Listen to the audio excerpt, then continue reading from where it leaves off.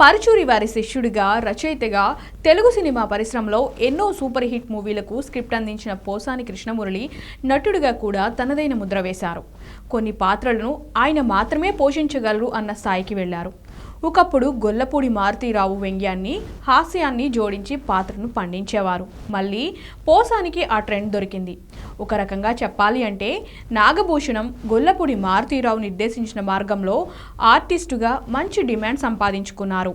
కానీ రచయితగా, నటుడిగా తెలుగు సినిమా పరిశ్రమలో అజాత శత్రువు అనిపించుకున్న పోసాని వైసీపీ తీర్థం పుచ్చుకోవడం, పదవిని పొందడం చర్చనీయాంశమైంది.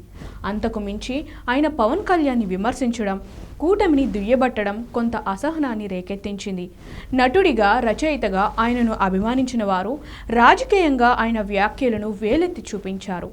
పవన్ కళ్యాణ్కి అతి సన్నిహితుడు అయిన అలీ కూడా పవన్ కళ్యాణ్ని కాదని వైసీపీలో చేరారు. కానీ అలీ ఎన్నడూ వ్యక్తిగత విమర్శలు లేక రాజకీయ విమర్శలు చేయలేదు.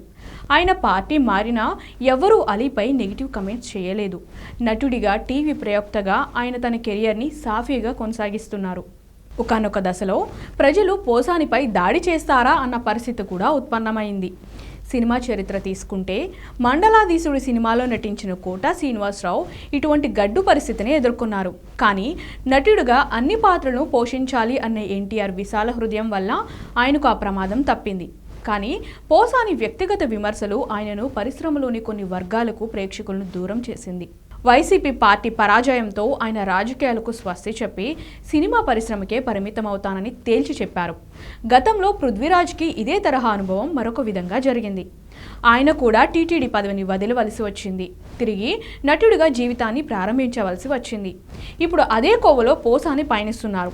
చూద్దాం ఆయన భవిష్యత్తు ఎలా ఉంటుందో.